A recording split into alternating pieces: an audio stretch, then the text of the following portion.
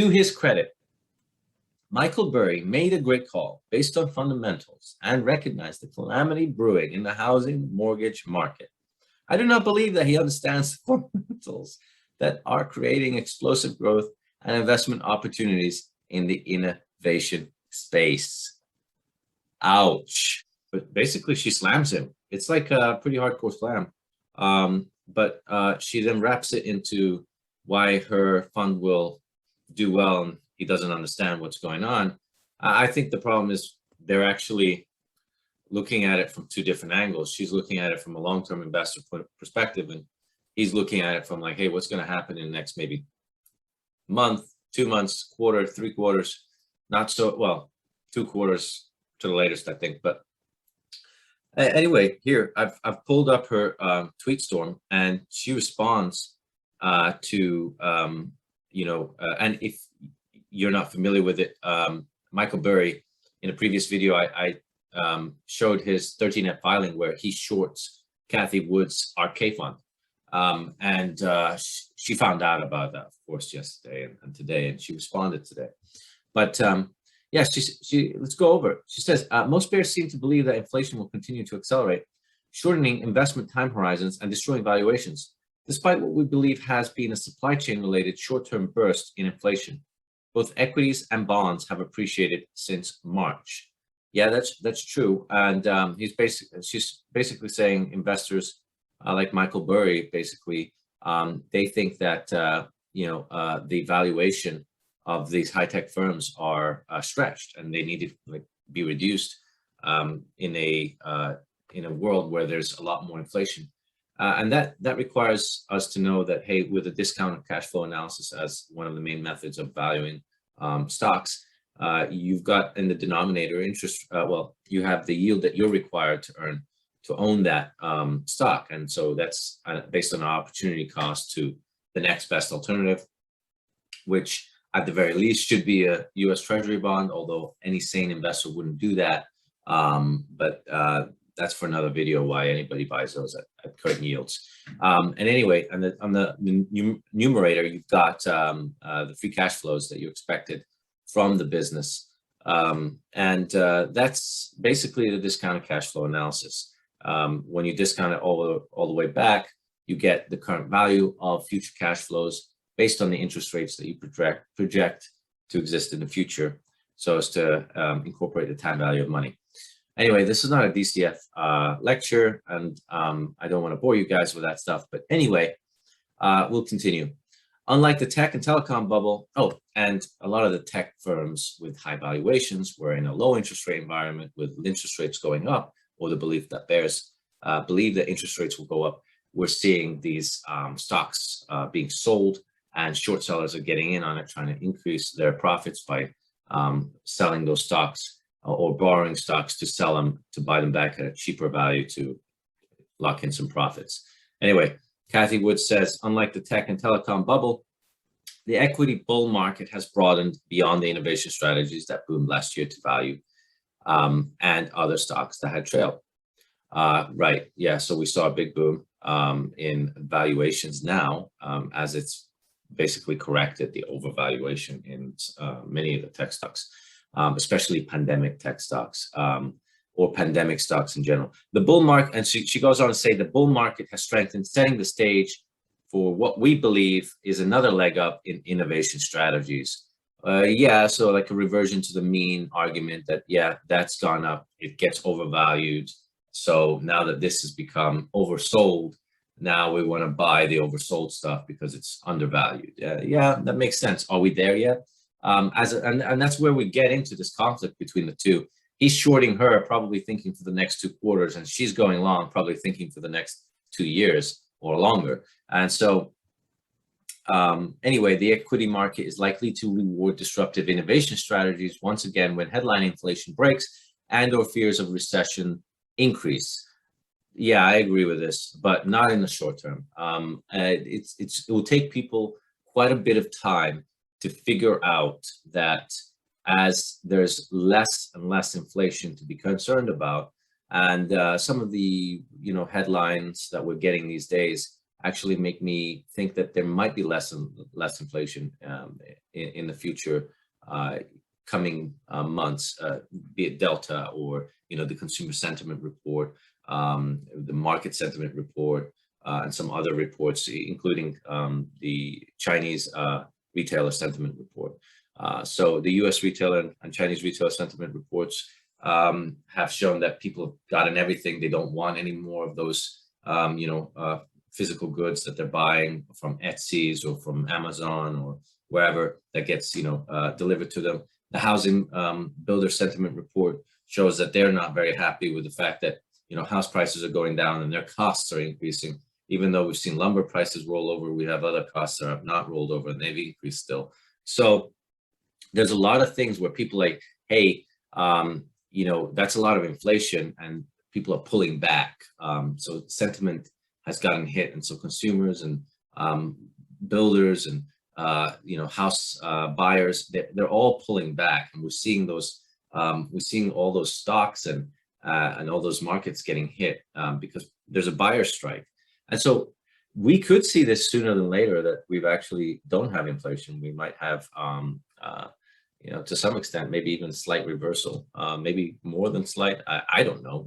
Nobody's really left a pandemic in my lifetime before, but I would say that when inflation does recede, to be on the point with this lady's meaning, is that you don't have to discount those future cash flows as highly as before, because inflation goes up, you're going to need a higher return to make a real value on your money. So you would have the higher interest, the higher rate of return in your discounted cash flow analysis to be higher, which knocks the cash flow value, knocks the present value of the future cash flows, and therefore the valuation of those companies. So that's totally makes sense. The fears of recession, when the fears of recession increase, or when real GDP is decreasing, when you have anemic growth, where you're going to find it? Secular growth trends, meaning that they grow no matter when it's occurring, as opposed to cyclical growth. When you have high GDP rates, then you have a lot of things that are indexed to that, like construction firms and related items. That's going to grow fast, and that's going to be relatively more interesting to people who are not going to be as interested in a smaller but constant growth rate that a tech firm might have. So a constant, consistent growth rate is a secular growth trend in that sense. And, excuse me if I'm over explaining this, but I think that makes total sense. If you have the fears of recession, if you have actual real GDP drop, be it because you have greater inflation and anemic growth, although the inflation part of it would offset some of the benefits of being in technology as well. So that wouldn't be the case. But in general, if you have the issue of lower inflation and lower growth, you're going to be wanting to be in tech, especially high growth tech. So makes sense. And here she just goes over, it's since mid-May, a number of commodity prices have been breaking down. So this reduction in lumber is from a number of reasons. I think mainly this is actually due to Chinese lockdowns. They're not using as much of this in their economic growth right now. But anyway, an unexpected increase in the dollar also is negative for commodity prices. Yeah, because the dollar can buy more. So now the Manheim used car index, a leading index for new car sales, is slipping. Yes, very much sure that's the case. Yeah. She's a very successful woman. I mean, I'm not here to argue with her. Maybe I should just read the rest of it, but I'm here to give you my perspective on it, at least. And so far, she's putting out a lot of facts, but none of it really directly rebukes Michael Burry's point. And that's, I guess, the bottom line. As we go on, the deflation in commodity prices is cyclical. Yes, because we hit the peak and it's going down. Again, like inflation is cyclical, deflation is cyclical, but is adding to the secular forces caused by technology-enabled disruptive innovation, because you're currently in a deflative cyclical environment. I know it's crazy. How can I say it's deflating? Well, look at Delta. I mean, you can start to see even the CPI numbers have turned down. Now, we'll see what happens in October, November, but as of the data of this month does not look like we're having the inflation. It's actually going transitory. But again, in previous videos, I've said that we might have an inflationary shock if the supply chains, due to this lockdowns that are happening in China, actually get shut and we can't get our stuff here in the US. And then when we kind of reopen again for reopening part 2, we have all of that inflationary shock issue all over again. There are reasons to think that might not occur because of the stimulus is tapering off that the federal government has had. And I think that's interesting way to look at it, that we may not have a massive inflationary thing occur. But yeah, let's continue. So the forces caused, so the cyclical nature is adding to secular forces caused by technology enabled disruptive innovation, which is good deflation, and creative destruction, which is bad deflation. Yes, the disruptive innovation is just good companies beating out previously good companies in terms of newer disintermediating technological products by removing, unnecessary middlemen or other kinds of business model adjustments and things like that. So that's definitely true. Creative destruction is a bad form of deflation.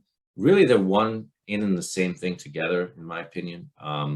But disruptive innovation will create creative destruction, which is you're creating something new, which destroys something old, which removes the old jobs, but creates new jobs. Sometimes the amount of jobs that get created are less. Actually, most of the times it is. But that's something to to think about with that. She's right. We're kind of in this month hitting a deflationary period. If we are correct, GDP and revenue growth will diminish until the opportunities in nascent technologies begin to move macro needles. In this environment, innovation-based strategies should distinguish themselves. Yeah, I mean, if we peak GDP and revenue growth, which is sort of what the sentiment is right now, yeah, that is the case. We will have the issue where people are going to be looking for yield, but that yield won't be these small cap, very fast growing emerging tech companies until they get to large enough cash flows in an environment where cash flow and people still think we're in an inflationary environment. So yeah, she's saying that nascent technologies, once they become big enough and they have enough revenues and sales and a big enough part of the economy, you're going to see people be buying into that. In this environment, innovation-based strategies will distinguish themselves. And so if you're holding that like she will be, she's saying like she has that strategy, you would make an outsized return as everybody buys in after her. That's true. So long as your cost basis is low enough, and a woman like her, she has so much inflows, she can just keep buying month after month, dollar cost averaging down and being fine. So if you bought in 2021 and you're trying to dollar cost average down, you probably already ran out of money. And she's already like, she's just making a killing no matter what. So yeah, I wouldn't say I'd be buying her fund now. This is a very risky strategy. It's going against the macro winds that we currently have with expanding GDP and expanding inflation. And although I am saying that this month we've had some very strong deflationary forces from Delta and from and as seen in consumer sentiment analysis, and from just the data of what the what prices are doing, that they seem to be rolling over in a lot of commodity markets and potentially other areas. It's still a risk. I wouldn't be trying to time the bottom here. I definitely would like to see some confirmation. In any way, so she finally adds, or at least one more before she finally concludes. In our view, the seeds for the innovation explosion that ARK investors dedicated to researching were planted during the 20 years ending with the tech and telecom bust. Yeah, okay, yeah, she's been around for a while, and like I said, she's got a very low dollar cost average basis. So having just stated for more than 20 years, it's a unique word, just stated. These technologies should transform the world during the next 10 years. Oh, yeah, she's definitely bullish. 10 years indicates like she might be a little bit unconfident here in that she's going to have a good return in the next 5. I don't know if that's what she means, but 10 years is definitely a long time. And I would certainly hope these firms making her some money by then. So in the end, she concludes, to his credit, Michael Burry made a great call based on fundamentals and recognized the calamity brewing in the housing mortgage market. I do not believe that he understands the fundamentals that are creating explosive growth and investment opportunities in the innovation space. Ouch. Well, that is a slam. And you know, that's something that has to be said, that I think he understands. And obviously he's a very smart man. And let's not forget, he is a medical doctor. You can't become a medical doctor if you're stupid. And I'm 100% sure that this is probably getting to him. And he probably doesn't give a damn. He probably is just going to keep shorting her. Maybe he's going to double down. I don't know. After this, I might. I'm not shorting her, excuse me. But if I was him, and if I had the conviction to short her, yeah, I mean, that could get personal. We'll see. I will watch the 13K filing. If you haven't seen the video that I posted the other day, I think it was yesterday. I was one of the first to actually publish on this. When I actually screened for it later on, I realized I was actually one of the first. So I'm very happy I published that. There was also another video where I did the Delta crash video. You guys need to watch that if you haven't. I don't think anybody's watched it yet. I'm new to YouTube as a creator, and I would say that this is something that you know, I basically predicted Monday and today, and you know, we may be having an extended period of pain as Delta is increasing in viral load across the country. So it's something to be concerned about. That's pulling down growth. Growth pulls down earnings. Pulling down growth pulls down earnings. It all hits the stock market. At some point, people might, you know, freak out and sell it. But to get back to this point, yeah, this is interesting. I think that they're talking about 2 different time frames. He's shorting her probably till the end of this year. I think there's this, people are, hey, this is peak growth. We need to find something new. These are still overvalued. Oh, let's short this. Once it's shorted all the way down. I mean, there might be some market, you know, people might be playing together in this, you know. The market's not a clean place. Wall Street's not a clean place. And, you know, it's something that I wouldn't be surprised if there's a little bit of a core, you know, I don't want to get into conspiracy theories, but it's not surprising that the easiest victims in this are the small cap companies that are, that very few people hold, and that they are going to be the future growth engines. And it's about weeding out the ones who are not so great from the ones that are going to be great jewels. And it's not that there's a coordinated short attack, but there certainly is clearly a short attack by members of Wall Street. And let's leave it at that. You know, I don't want to stir the pot without any data. These are just my opinions. You know, could be like Tom Nash says, the ramblings of a madman. And he's a great YouTuber. I watch his stuff too, and he's really good. So, guys, let me know if you like, dislike, if you think that Cathie Woods is on track for something, or Michael Burry is right. I think they're right in different time frames.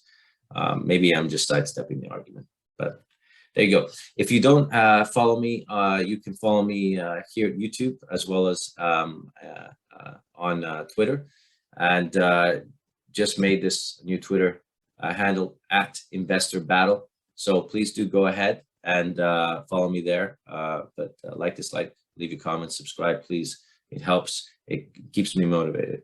And thank you, guys. Good luck in your trades and your investments.